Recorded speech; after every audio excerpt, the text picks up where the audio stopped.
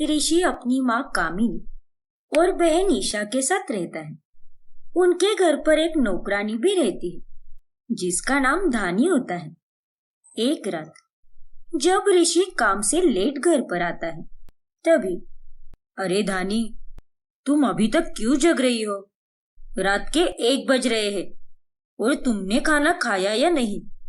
साहब, वो आपको तो पता ही है ना कि घर में सबका खाना होने के बाद ही बचा हुआ खाना खाती हूँ, तो इसीलिए आपकी राह देख रही थी।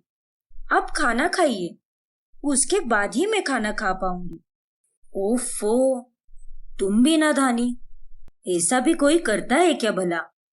अरे तुम इस घर की नौकरानी नहीं बल्कि एक सदस्य हो और आज के बाद तुम बचा हुआ खाना नहीं खाओगी, तुम भी हमारे साथ ही खाना खाओगी। लेकिन साहब, वो चुप रहो, चलो आओ, हम दोनों साथ में खाना खाते हैं। और हाँ, कल से मेरे खाने का इंतजार मत करना। अब देखो, तुम्हारी आंखों में कितनी नींद भरी हुई है, तुम सो जाया करो, ठीक है? ठीक है साहब। फिर ऋषि और धानी उस रात साथ में खाना खाते हैं और ढेर सारी बातें भी करते हैं। उन दोनों के बीच नजदीकियां बढ़ने लगती है और धीरे धीरे उन्हें एक दूसरे से प्यार होने लगता है। फिर एक रोज जब धानी का जन्मदिन होता है तभी उसे उसके पुराने फोन पर उसकी एक गांव की सहेली का कॉल आता है। अरे धनिया, कैसी है? जन्मदिन की ढेर सारी शुभकामनाएं। शुक्रिया लाली, मैं एकदम बढ़िया हूँ। तू बता, कैसी है तू? और तेरे घर पर सब कैसे हैं? घर पर तो सभी लोग एकदम लल्लन टाप है। और जन्मदिन का क्या प्लान है आज? कुछ स्पेशल है कि नहीं? कहा लाली, यहाँ मैं मौज करने थोड़ी आई हूँ। अरे यहाँ तो मैं काम करती हूँ, एक घर में नौकरानी हूँ, और यहाँ पर मैं जन्मदिन कैसे मनाऊंगी? ओफो, कोई बात नहीं, तू जब यहाँ गांव में आएगी ना तब हम सब बहुत ही मौज करेंगे, बहुत मजा आएगा, ठीक है? हाँ, बिल्कुल करेंगे। अच्छा ठीक है लाली, अभी मैं फोन रखती हूँ, बहुत काम पड़े हैं यहाँ पर। ऋषि धानी की सारी बातें सुन लेता है। ये क्या? इसका मतलब आज धानी का जन्मदिन है। बेचारी अपना जन्मदिन होकर भी किसी को कुछ नहीं बता पा रही और ना ही उसे मना पा रही है। कोई बात नहीं, मैं हूं ना, मैं आज उसे जन्मदिन का सरप्राइज भी दूंगा और साथ ही उससे दिल की बात भी करूंगा। फिर शाम में धानी बाजार में सब्जी और बाकी का छोटा मोटा सामान लेने निकलती है। तभी ऋषि उसे फोन करके एक रेस्टोरेंट में बुलाता है जहां उसने उसके लिए एक केक और छोटा सा डेकोरेशन प्लान किया होता है। साहब, ये सब क्या है? दानी, जन्मदिन मुबारक हो। लेकिन आपको कैसे पता चला? अब तुम तो बताने से रहे, लेकिन सुबह तुम जब अपनी सहेली से बात कर रही थी तब मैंने तुम्हारी सारी बातें सुन ली। आपका बहुत बहुत धन्यवाद साहब, मैं आपका ये तोहफा कभी नहीं भूलूंगी। Thank you thank you thank you. You are most welcome Dhani. लेकिन आज इस सरप्राइज के साथ ही मुझे तुम्हें कुछ और भी बताना है। बताइए ना साहब। पहले तो ये साहब साहब बोलना बंद करो, तुम मुझे सिर्फ ऋषि कहकर पुकारो। लेकिन धानी, मैं तुमसे प्यार करने लगा हूँ। मुझे तुम्हारा मेरे पास होना बहुत अच्छा लगता है, पता नहीं क्यों, लेकिन अब ऐसा लगता है कि जो भी हो वो तुम हो, तुमसे ही सब कुछ है। क्या? सच में? लेकिन ऋषि, ये आप क्या कह रहे हो? हाँ धानी, यही सच है। ऋषि, एक सिगरेट वाली बात बताओ। अरे मेरी झल्ली, वो सिगरेट नहीं, सीक्रेट होता है। हाँ हाँ, वही। और वो सीक्रेट बात ये है कि मैं आपसे बहुत सारा प्यार करती हूँ। मुझे भी आप बहुत पसंद हो ऋषि। क्या? ओ माय गॉड धानी, ये कहकर तो तुमने मेरा दिन ही बना दिया।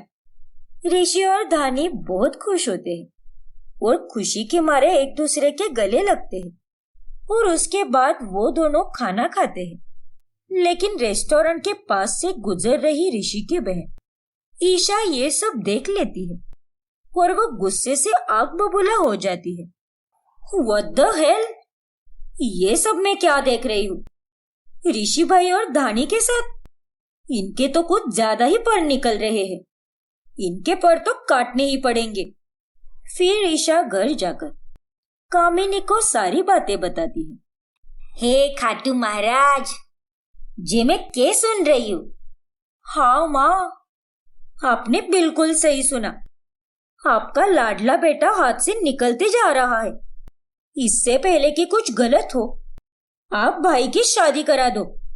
हाँ ईशा, तू बिल्कुल सही कह रही है, लेकिन हम उस नौकरानी धानी को काम से नहीं निकाल सकते क्योंकि वो बहुत ही अच्छा काम करती है। उसके जैसी नौकरानी हमें कहीं नहीं मिलेगी। लेकिन अब इस ऋषि की बहू लाने का वक्त आ गया है। हाँ माँ, आप एक काम कीजिए, पंडित जी को फोन लगाइए और भाई के लिए बढ़िया से बढ़िया रिश्ते देखिए। हाँ लाडो, तू चिंता मत कर। खाटू महाराज की कृपा से हमारे घर में अच्छी ही बहू आएगी। फिर कामिनी और ईशा दोनों लड़की ढूंढने लगती है और उन्हें एक बहुत ही सुंदर और अच्छे घराने की लड़की पसंद आती है जिसका नाम गुंजन होता है। फिर ईशा जानबूझकर गुंजन की तस्वीर धानी को दिखाने जाती है। ये देखो धानी, भाई की होने वाली बीवी गुंजन। क्या?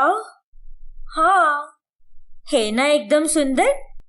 अरे ये बहुत पढ़ी लिखी है और तो और हमसे भी ज्यादा अमीर है। सोशल मीडिया पर इसके पूरे 50,000 फॉलोअर्स है। हाँ, बहुत अच्छी है ईशा मैम साहब। मेरे ऋषि और उसकी जोड़ी तो एकदम राधा किशन की जोड़ी लगेगी। ये सब सुनकर धानी काफी टूट जाती है। फिर वो रात में छत पर ऋषि को सारी बातें बताती है। ऋषि, मैं आपके लिए नहीं बनी हूँ। मैं एक नौकरानी हूँ और एक नौकरानी किसी अच्छे घर की बहू नहीं बन सकती। ये बात आपको समझनी होगी। हमारे इस रिश्ते का कोई भविष्य नहीं हो सकता। ऐसा किसने कहा तुमसे? और आज ये तुम कैसी बातें कर रही हो? प्लीज ऐसे मत बोलो। मैं तुमसे बहुत प्यार करता हूँ, लेकिन आप इतने पढ़े लिखे हो, फिर आप अपनी जिंदगी मेरे पीछे खराब क्यों करना चाहते हो? और हमारी शादी के कारण आपके अपनों का दिल भी दुखेगा। नहीं दानी, माँ और ईशा ने चाहे मेरे लिए जो भी तय किया हो, मुझे उसे कोई फर्क नहीं पड़ता। मैं सिर्फ और सिर्फ तुमसे प्यार करता हूँ और तुमसे ही शादी करूंगा। फिर अगले दिन ऋषि ईशा और कामिनी को सारी सच्चाई बताता है। हाँ माँ, आपने बिल्कुल सही सुना। मैं सिर्फ और सिर्फ धानी से प्यार करता हूँ और उसके साथ ही शादी करना चाहता हूँ। अरे भाई, आपके दिमाग में जंग लग गया है क्या? आपको पता भी है कि आप क्या बोले जा रहे हो? हाँ ईशा, मैं पूरे होशो आवाज में बोल रहा हूँ। अरे नालायक लड़के, सारी लड़कियां क्या मर गई थी क्या, जो तुझे इस 2 कौड़ी की नौकरानी से प्यार हुआ? बेशरम कहीं का। माँ, धानी के लिए प्लीज ऐसे मत बोलिए। वो बहुत अच्छी लड़की है। अरे वो नौकरानी है तो क्या हुआ, वो मेरी बीवी नहीं बन सकती क्या? नहीं बन सकती? अरे अगर एक नौकरानी को हमने अपनी बहू बनाया तो हमारी सारी इज्जत मिट्टी में मिल जाएगी। मेरे कारण आप लोग मत लड़िए, मुझे माफ कर दीजिए प्लीज बड़ी मालकिन।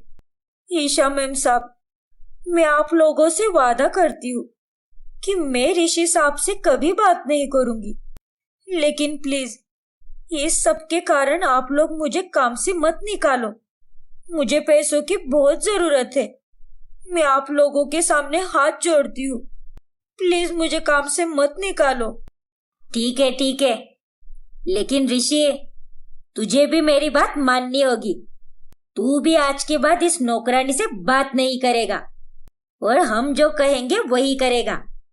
फिर उस दिन के बाद से घर में शांति भरा वातावरण होता है। धानी और ऋषि एक दूसरे से बात ही नहीं करते थे और इसी वजह से ऋषि दुखी रहने लगता है। ईशा बेटी, देख तो तेरा भाई कैसे देवदास बना बैठा है। मुझसे तो ये सब देखा नहीं जा रहा बेटा।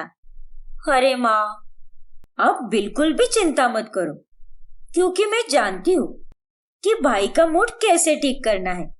मैं अब भी उनके लिए उनके फेवरेट कपकेक बनाती हूँ। वो उन्हें देखकर बहुत खुश हो जाएंगे और पेट भर कर खाएंगे। फिर ईशा ऋषि के फेवरेट कपकेक बनाने लगती है और तभी अचानक से ओवन हीट होकर ब्लास्ट हो जाता है, जिस कारण रसोई में आग लग जाती है। बचाओ, बचाओ, माँ, भाई, हे भगवान, ये क्या हुआ? फिर धानी अपनी जान की परवाह किए बगैर उस फैलती हुई आग में कूद जाती है और ईशा को बाहर निकालती है। धानी के हाथ और पांव पर काफी जलन वाली चोटें आ जाती है। थैंक यू सो मच धानी, तुम्हारे कारण ही मैं आज सही सलामत बैठी हूँ, क्योंकि तुमने अपनी जान की परवाह किए बगैर मेरी जान बचाई। खुद जली लेकिन मुझे जलने से बचाया। धानी, मुझे माफ कर दो। हमने तुम्हारे साथ बहुत गलत किया है, तुम्हें बहुत भला बुरा कहा, लेकिन आज यकीन हो गया कि तुम कितनी अच्छी और गुणी हो। और मेरे बेटे के लिए तुझसे बेहतर लड़की और कोई नहीं मिल सकती, क्योंकि तू तो हीरा है, हीरा। तेरी हैसियत के चक्कर में हमने कभी तेरे हीरे जैसे दिल को देखा ही नहीं। लेकिन अब इस घर में शहनाई और ढोल नगाड़े बजेंगे, क्योंकि मेरे भाई की शादी है। उनकी बातें सुनकर धानी और ऋषि की आंखों में खुशी के आंसू आ जाते हैं और फिर उन दोनों की धूम धड़ाके से शादी होती है और नौकरानी धानी उस घर की बहुरानी बन जाती है। प्रिया सुबह नींद से जागती है। Good morning baby. Good morning. लेकिन एक मिनट, तुम मेरे बेडरूम में क्या कर रहे हो कालिया? अरे, ये तुम कैसी बातें कर रही हो बेबी? बेबी? अबे ओए कालिया के बच्चे, तू मुझे बेबी कैसे बोल सकता है? और ये हम कहाँ पर है? ये तो मेरा कमरा नहीं है। और मेरे कपड़े कहाँ पर है? शिट, ये सब क्या हो गया? प्रिया, तुम भूल कैसे सकती हो? कल रात को ही हम दोनों ने शादी की है। क्या शादी? तुम पागल वागल हो गई हो क्या? मैं और तुम जैसे काले लंगूर के साथ शादी? ये नहीं हो सकता। हम दोनों तो कल पार्टी करने गए थे, फिर बीच में ये शादी कैसे आ गई? और मेरे कपड़े क्यों उतारे तुमने कालिया? तुम तो सच में पागल हो गई हो। अरे, हम दोनों ने आपसी सहमति से शादी की है कल रात को। और रही बात कपड़े उतारने की, तो बेबी, तुम ही सुहागरात के लिए उतावली हुई जा रही थी। देखो, पहले तो मुझे ये बेबी बेबी बोलना बंद कर दो, वरना एक पंच मारकर तुम्हारा चेहरा काले से लाल कर दूंगी, समझे तुम? क्योंकि हमारी कोई शादी नहीं हुई है और ये मजाक करना बंद करो तुम मेरे साथ। अरे बाबा, तुम ऐसे कैसे कह सकती हो? ठीक से याद करने की कोशिश तो करो। फिर प्रिया याद करने की कोशिश करती है। यार प्रिया, मैं तो अपनी लाइफ से बहुत परेशान हो गया हूँ। अरे कालिया, ऐसा क्यों कह रहे तुम? मैं हूं ना, wife here when Priya is here. वो बात नहीं है प्रिया, मेरी शादी के लिए कोई लड़की ही नहीं मिल रही। मेरे काले रंग के कारण कोई मुझे पसंद नहीं करती। मेरी माँ ने तो ये तक कहा है कि अगर अगले 2 साल तक मेरी शादी नहीं हुई तो वो अपनी जान दे देगी। ओ तेरी, ऐसा मत बोलो कालिया। कोई तुम्हारे साथ शादी करे या ना करे, मैं करूंगी तुम्हारे साथ शादी। चलो, अभी शादी करते हैं, तुम टेंशन मत लो। सच्ची? मुच्ची। आर यू श्योर ना प्रिया? 100% श्योर हूं मैं। चलो इस आलव के गोल चक्कर लगाकर हम 7 फेरे लेते हैं। ठीक है, जैसा तुम कहो। अबे कालिया, तू भी क्या याद रखेगा। चल। सब याद आने पर प्रिया के तो होश ही उड़ जाते हैं। अरे नहीं, नशे की हालत में ये क्या कांड कर दिया मैंने। और तभी अचानक से आशु की माँ आकर दरवाजा खटखटाती है। आशु बेटा, दरवाजा खोलो, भोग प्रसाद लाई हूँ तुम्हारे लिए। बेबी, मेरा मतलब प्रिया, माँ आ गई है, जल्दी से कपड़े पहन लो। फिर प्रिया अपने कपड़े पहन लेती है और उसके बाद आशु दरवाजा खोलता है। तभी उसकी माँ प्रिया को वहां पर देखकर बहुत चौंक जाती है। और तभी वहां पर आशु के पिता उमाकांत भी आते हैं। ये सब क्या चल रहा है आशु बेटा? तू इतना घटिया कब से हो गया? अब तू घर पर लड़कियां बुलाने लगा है? छी छी छी छी। माँ, ये मेरी कॉलेज की दोस्त प्रिया है। कल रात को हम दोनों ने नशे की हालत में गलती से शादी कर ली। क्या? गलती से भी कोई शादी करता है क्या भला? आशु बेटा, ये सब क्या नौटंकी चल रही है? फिर आशु अपने माँ बाप को सारी सच्चाई बताता है कि कैसे पार्टी के बाद प्रिया और उसने शराब पीकर गलती से शादी कर ली। जिसे सुनने के बाद छी, कितना बिगड़ चुका है आजकल का ये यंग जनरेशन। खैर, अब जो हुआ सो हुआ। अब हमारे रीति रिवाज के अनुसार एक लड़का और लड़की अग्नि को साक्षी मानकर 7 फेरे ले लेते हैं, तो वह सदा सदा के लिए पति पत्नी के बंधन में जुड़ जाते हैं। हाँ बच्चों, अब जो हुआ सो हुआ। अब तुम दोनों इस जाने अनजाने में हुई शादी को स्वीकार करो और इस रिश्ते को आगे बढ़ाओ। और क्या पता यही ईश्वर की भी इच्छा हो। अरे ये आप लोग क्या कह रहे हो? इधर एक रात में मेरी जिंदगी बदल गई, तो क्या मैं अपना घर नहीं बदल सकती? मैं अभी 2 मिनट में अपने घर पहुंच जाऊंगी। मैं नहीं रुकूंगी यहाँ पर। इतना कहकर प्रिया वहां से अपने मायके चली जाती है। तभी उसके मम्मी पापा बोलते हैं, प्रिया, तू यहाँ पर क्या कर रही है? अब तेरी यहाँ पर कोई जगह नहीं है। क्या? ये आप क्या बोल रही हो मम्मी? तुम्हारी मम्मी बिल्कुल सही कह रही है। कल रात को तुमने शराब पीकर हमें फोन किया था और अपनी शादी की खबर भी दी। इतना ही नहीं, तुमने तो सोशल मीडिया पर लाइव जाकर हमें ही नहीं बल्कि पूरी दुनिया को ये बताया और दिखाया कि तुम्हारी शादी हो रही है। वो वीडियो रातों रात वायरल हो चुका है। तूने हमें कहीं का नहीं छोड़ा प्रिया। अब तेरी भलाई इसी में है कि तू अपने ससुराल वापस चली जाए, वरना हमारी बहुत बदनामी होगी। अब प्रिया को ना चाहते हुए भी फिर से आशु के घर जाना पड़ता है। तभी प्रिया घर में जाने से पहले उसकी सास मीना उसे रोक लेती है। रुको प्रिया, मुझे पूरा यकीन था कि मेरी बहू जरूर लौटेगी। तू वहीं रुक जा, मैं अभी कलश लाती हूँ। फिर उस कलश को लांघकर तू गृह प्रवेश करना।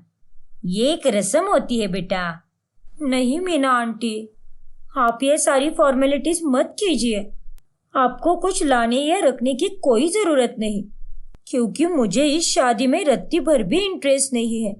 मैं इस शादी को मानती ही नहीं। लेकिन बहू, अब गलती की है तो उसे भुगतना तो पड़ेगा ही ना। फिर बाद में प्रिया को उसकी सहेली का फोन आता है। अरे प्रिया, तूने तो इंटरनेट पर धूम ही मचा दी। पहली बार किसी कपल ने शराब पीकर शादी की है। तेरा और उस कालिया का वीडियो तो नंबर 1 पर ट्रेंड कर रहा है। तुम दोनों ने तो सारे रिकॉर्ड ही तोड़ दिए। यार साक्षी, अब तू शुरू मत हो जा। एक तो पहले ही मेरी लगी पड़ी है यहाँ पर। मम्मी पापा ने भी मुझे घर में आने से मना किया। मेरा सर चकरा रहा है और ऊपर से तू मेरे जले पर नमक छिड़क रही है। अरे चिल प्रिया, आशु और तू तो अच्छे दोस्त है ना। तो उसमें क्या हुआ? हाँ, वो काला है लेकिन दिल वाला है। अरे यार, मैंने कभी उसे उस नजर से नहीं देखा। और एक काले लड़के से शादी, ये तो मैंने अपने बुरे सपने में भी नहीं सोचा था।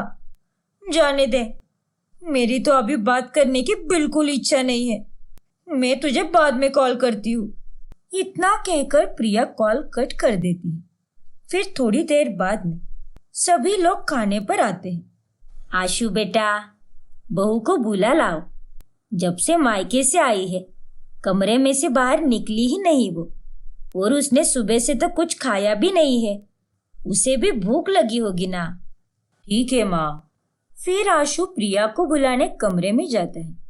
प्रिया, चलो बाहर खाना खाने। तुमने सुबह से कुछ भी नहीं खाया है। ऐसी भूखी रहोगी तो तुम्हारी तबीयत पर बुरा असर पड़ सकता है। तुम पागल हो क्या? ऐसे प्यार से बातें क्यों कर रहे हो मुझसे? तुम्हें कोई गम या पछतावा हो नहीं रहा क्या इस शादी से? अब जो हो गया है उसे हम बदल तो नहीं सकते ना। और वैसे भी शादी से पहले हम दोनों दोस्त थे और मुझे तुम थोड़ी थोड़ी पसंद भी थी। अरे यार, शादी के पहले की बात कुछ और थी। मुझे भी तुम पसंद थे, लेकिन एक दोस्त की तरह। तब तुम मुझे बस कॉलेज में ही दिखते थे, लेकिन अभी तो मुझे जिंदगी भर तुम्हारी ये काली शक्ल देखनी पड़ेगी। ऊपर से तुम्हारे घर वाले भी काले हैं। मैं तो परेशान हो गई हूँ तुमसे। ना जाने मैंने ऐसा कौन सा पाप किया था जो मुझे उसकी सजा मिल रही है। देखो प्रिया, ये फ्रस्ट्रेशन निकालकर तुम्हारा पेट तो नहीं भरने वाला। इसीलिए चलो खाना खा लो। उसके बाद में हम दोनों फिर से झगड़ा करेंगे, ठीक है? तुम तो सच में पागल हो गए हो। तुम्हें तो ठीक से बहस करने भी नहीं आता। तुम तो प्रॉपर तरीके से झगड़ भी नहीं सकते मेरे साथ। शी, पति होने के नाम पर तुम्हें कलंक हो। तुमने तो शादी के पहले दिन ही अपनी औकात दिखा दी। एक पति ऐसा कभी नहीं करता। वो अपनी बीवी की हर बात पर उसका उल्टा जवाब देता है। ये तुम क्या बोल रही हो प्रिया? जाने दो, तुम जैसे गधे से तो बात करना ही पागलपन है। हटो, मुझे तो बहुत भूख लगी है। फिर प्रिया बाहर जाकर सबके साथ खाना खाती है। फिर एक सुबह जब वो आंखें खोलती है तभी अपनी सास की काली शक्ल देखकर वो एकदम से डर जाती है। अरे नहीं, ये क्या देख लिया मैंने सुबह सुबह? Meena aunty, oh my God, आपने तो मेरी जान ही निकाल दी। मैं तो भूल ही गई थी कि मेरी शादी भी हो चुकी है और अब मुझे हर रोज अपने काले ससुराल वालों की काली शक्लें देखनी पड़ेगी। Oh no, sorry Meena aunty, मेरा कहने का मतलब वो नहीं था। मैं तो बस आपको देखकर डर गई। कोई बात नहीं बहू, अब जो है सो है। सारी उम्र हमारे कालेपन के कारण लोग हमारे साथ ऐसे ही बर्ताव करते हैं। खैर, तुझे इस घर में जैसे रहना है तो रह सकती है। जो पहनना है वो पहन और जहां जाना है तो जा सकती है। काम करने की इच्छा हो तो कर, वरना मत कर। कोई दिक्कत नहीं है। जैसे मेरे लिए मेरा आशु है वैसे ही मेरे लिए तू है बेटा। लेकिन मैं आशु की तरह तुझ पर कोई जोर जबरदस्ती नहीं कर सकती। मैं समझ सकती हूँ कि तुम दोनों की शादी किन हालातों में हुई है। थैंक यू आंटी जी। प्रिया, तुम इस घर की बहू बाद में, लेकिन मेरी बेटी पहले हो। तुम्हें किसी बात की चिंता करने की कोई जरूरत नहीं है। जी आंटी जी। फिर एक दिन, अरे ओ कालिया, सुनो तो। देखो प्रिया, पहले तो मुझे ये कालिया कालिया कहकर पुकारना बंद करो। अभी हम कॉलेज में नहीं है, हमारी शादी हो चुकी है। मेरे माँ पापा ने सुन लिया तो वो क्या सोचेंगे? ओह हाँ, सॉरी। लेकिन यार, मैं तो भूल ही गई। वैसे तेरा असली नाम क्या है? आशु नाम है मेरा। हाँ, याद आया। खैर देख आशु, अब हमारी एक हफ्ते में एंट्रेंस एग्जाम है और इस शादी एंड ऑल के चक्कर में मेरी कुछ पढ़ाई भी नहीं हुई और ये सब तुम्हारी वजह से हुआ है। और अब मुझे पढ़ाने की पूरी जिम्मेदारी तुम्हारी है। मैं और कुछ नहीं जानती। सिर्फ पढ़ाने के लिए ही नहीं, बल्कि जीवन भर तुम्हारा साथ निभाने की जिम्मेदारी है मेरी। ज्यादा लाइन मत मारो मुझ पर। मैं अब तुम्हारी दोस्त नहीं, तुम्हारी बीवी हूँ। और इस तरह से मुझे देखा मत करो। मुझे बहुत शर्म आती है। जब तुम मुझे ऐसे घूरते हो तब मुझे ऐसा लगता है कि कोई बंदर घूर रहा है। क्या यार प्रिया, तुमने तो मेरी रोमांस की धज्जियां ही उड़ा दी। हाँ तो पढ़ाई की बातों के बीच में ये रोमांस आया ही कैसे? और तुमने सोच भी कैसे लिया कि तुम मेरे साथ रोमांस करोगे? अब उस रात में तो सब हो ही गया है, तो बाकी ही क्या है? अब आगे से मैं तुम्हारे साथ कभी शराब नहीं पीऊंगी, क्योंकि तुम उस लायक हो ही नहीं। तुम्हें मैंने बहुत सज्जन आदमी समझा था, लेकिन तुम तो एक नंबर के नालायक और चीप आदमी निकले। अगर मैं सच में नालायक होता ना, तो तुम्हें वहीं पर छोड़ जाता, तुम्हारी देख रेख भी नहीं करता। हाँ, पता है मुझे। अब तुम ये अपनी घिसी पिटी रोमांटिक बातें करना बंद करो और पढ़ाओ मुझे। प्रिया और आशु की एग्जाम क्लियर हो जाती है और आशु को उसी शहर में जॉब लगती है, लेकिन प्रिया को दूसरे शहर में जॉब लगती है। फिर आशु प्रिया को एयरपोर्ट पर छोड़ने जाता है। चलो, ऐसे हो या वैसे, तुम्हें फाइनली मुझसे छुटकारा मिल ही गया। हाँ आशु, लेकिन फिर भी एक भारीपन सा महसूस हो रहा है। जाने की इच्छा ही नहीं हो रही। अब इतने दिन हम दोनों साथ में रहे हैं, इसीलिए तुम्हें ऐसा लग रहा है। लेकिन प्रिया, ये तुम्हारा ड्रीम जॉब है। इस मौके को अपने हाथ से जाने मत दो और जाओ, जी लो अपनी जिंदगी। हमारा क्या है, हम तो बाद में डिवोर्स ले लेंगे। हाँ आशु, तुमने बिल्कुल सही कहा। और वैसे भी हमारा ये रिश्ता सच्चा थोड़ी ना है, ये तो जाने अनजाने में जुड़ गया था। लेकिन ये बात सच है, हम दोनों पहले भी अच्छे दोस्त थे, अब भी है और हमेशा रहेंगे। जाओ प्रिया, एक अच्छी जिंदगी तुम्हारा इंतजार कर रही है। यस आशु। फिर प्रिया अपनी फ्लाइट के लिए निकलती है, लेकिन वो उसमें जाती ही नहीं। वो वापस लौट कर आती है। प्रिया, तुम वापस क्यों आ गई? आशु, मुझे वो जॉब नहीं करनी। मुझे तुम्हारे साथ रहना है। पहले तो मैं तुम्हारे साथ मजबूरी में रहती थी, लेकिन अब तुम्हारे साथ रहने की इच्छा हो रही है। क्या? हाँ आशु, मैं मानती हूँ कि वो जॉब मेरा ड्रीम जॉब था, लेकिन उसे पाने के बाद भी मुझे उतनी खुशी नहीं हो रही जितना तुम्हें छोड़कर जाने के बाद मुझे दुख हो रहा है। तुम्हारे कारण ही मैं इतने अच्छे से पढ़ पाई। तुमने मेरी बहुत मदद की है। तुम सच में एक अच्छे इंसान हो आशु। अब मुझे समझ आ गया है, रंग रूप से कुछ नहीं होता। असली सुंदरता तो मन से झलकती है, और तुम्हारा मन तो सच में सुंदर है आशु। प्रिया, मुझे माफ कर दो आशु। मैंने तुम्हें और तुम्हारे घर वालों को आज तक बहुत बुरा भला कहा। इट्स ओके प्रिया, मैं समझ सकता हूँ, तुम्हारा वैसा कोई इंटेंशन नहीं था। और वैसे भी तुम्हारा वो कहना भी एक तरह से जायज था। और आखिर में प्रिया को भी प्यार का एहसास हो ही जाता है और खुशी से घर वापस जाते हैं। प्रिया बहू, तुम अभी तक गई नहीं? तुम्हारी तो अभी फ्लाइट थी ना? नहीं मम्मी जी। हैं? तुमने मुझे अभी मम्मी जी कहकर बोला ना? ये कोई सपना तो नहीं है ना? ये सब क्या हो रहा है आशु बेटा? नहीं मम्मी जी, ये कोई सपना नहीं है, ये तो हकीकत है। हम दोनों ने मिलकर कुछ डिसीजन लिया है। लेकिन क्या? अब कौन सा डिसीजन लिया है तुम दोनों ने? शादी करने का। क्या? और अंत में प्रिया और आशु अपनी माता पिता की सहमति से धूम धड़ाके से शादी करते हैं।